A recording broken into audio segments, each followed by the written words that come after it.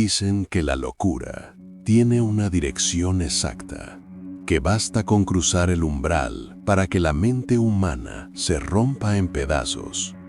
No estamos hablando de un castillo medieval en Europa, ni de un sanatorio abandonado en medio de la nada. Estamos hablando de una casa en pleno corazón de una capital, un lugar por el que miles pasan cada día, sin saber que durante décadas, lo que ocurría en ese segundo piso fue diseñado para que nadie se atreviera a mirar. Bienvenidos a la historia de la Casa Matucita, para muchos el lugar más embrujado de América Latina, el escenario de masacres familiares y maldiciones de la Inquisición.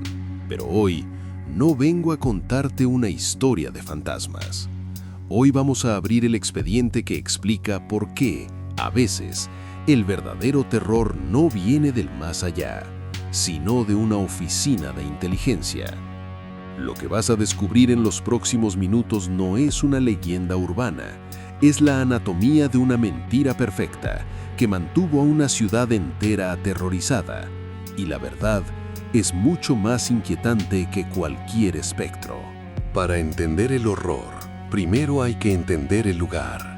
Estamos en el cruce de las avenidas España y Wilson, en el Cercado de Lima, un punto neurálgico. En la planta baja, la vida transcurría con total normalidad. Durante 50 años, funcionó allí una ferretería. Clientes entraban y salían, compraban tubos, pintura, herramientas. El comercio prosperaba bajo el ruido de la ciudad. Pero arriba era otra historia. El segundo piso permanecía vacío, sellado, observando en silencio. Y no era el único testigo mudo.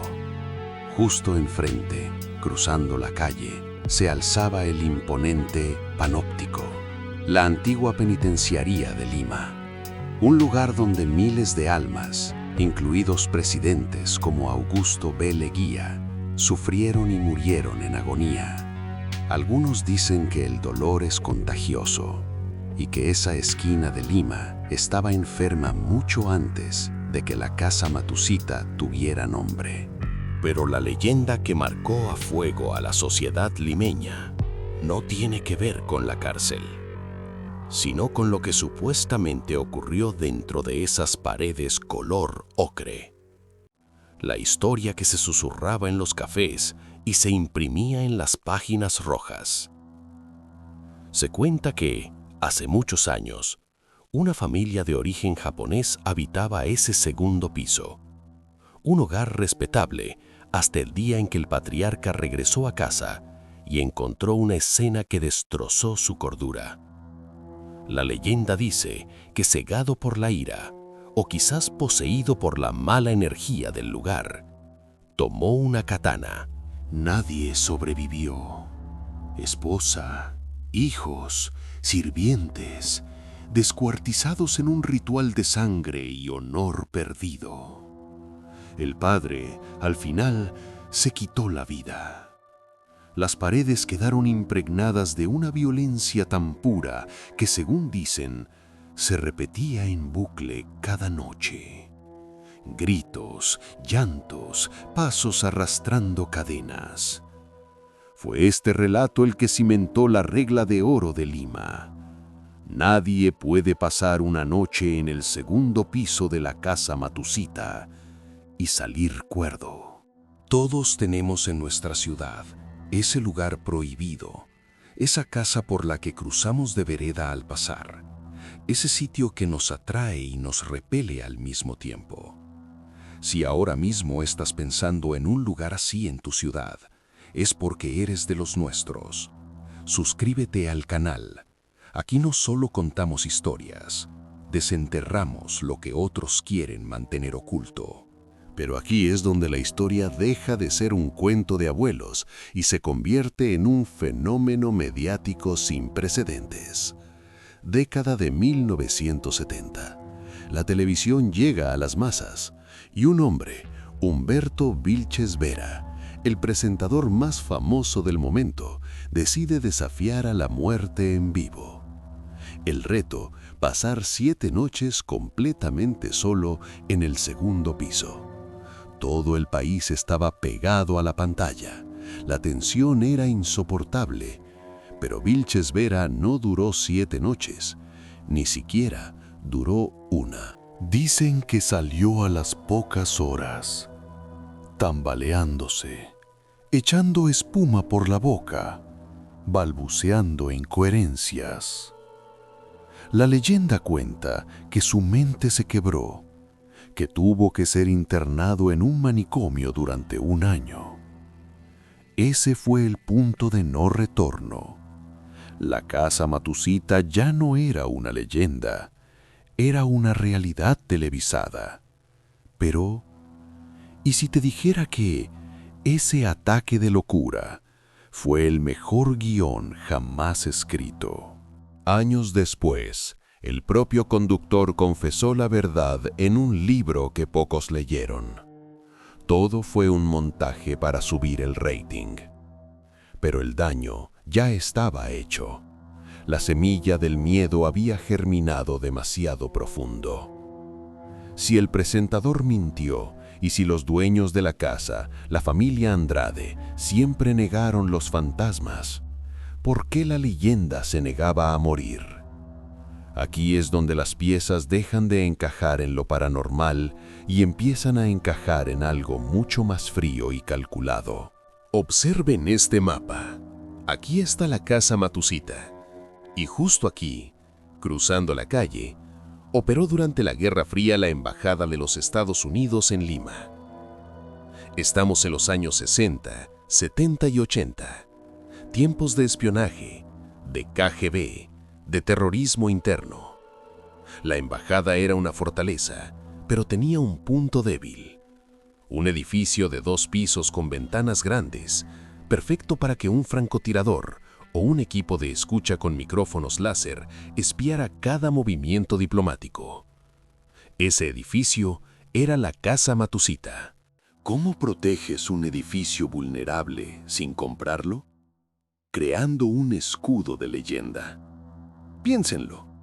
Si logras convencer a toda una ciudad de que un edificio está maldito, de que quien entra allí muere o enloquece, nadie querrá alquilarlo. Nadie querrá espiarte desde ahí.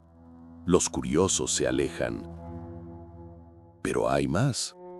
La investigación revela que la leyenda no surgió de la nada, fue sembrada. En los años 60, el periodista Raúl Villarán inventó los primeros titulares de Fantasmas en Matusita para vender periódicos.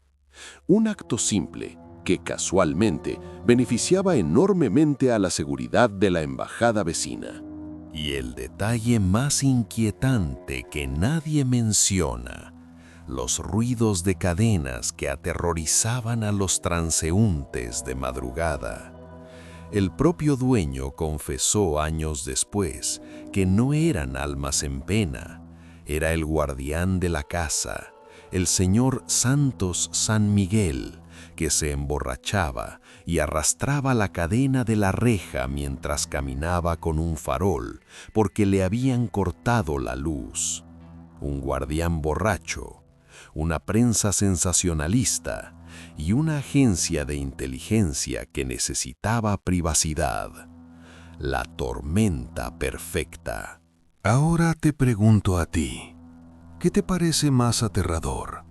La idea de que una casa retenga las almas de los muertos en un ciclo de dolor eterno, o la idea de que somos tan manipulables que una agencia de gobierno o un par de periodistas pueden inventar una realidad, implantar un miedo colectivo y controlar nuestro comportamiento durante medio siglo sin que nos demos cuenta? Déjame tu teoría en los comentarios. ¿Fantasmas reales o psyops de la CIA? Te leo. Vamos a diseccionar los hechos, porque la verdad siempre deja rastros. Primero, la masacre japonesa. Investigaciones recientes han encontrado el origen de este mito. En 1944 hubo un crimen brutal en Lima. Un hombre llamado Mamoru Shimizu asesinó a su familia. Pero no fue en la casa Matusita. La mente colectiva de Lima tomó un hecho real y sangriento y lo trasladó geográficamente a la casa misteriosa de la esquina, una transposición del horror. Segundo, la bruja Parvané. Los registros históricos de la Inquisición en Lima son claros. No existe ninguna ejecución de una mujer llamada Parvané en 1754. La casa ni siquiera existía en esa época. Fue construida a finales del siglo XIX. Es anacronismo puro.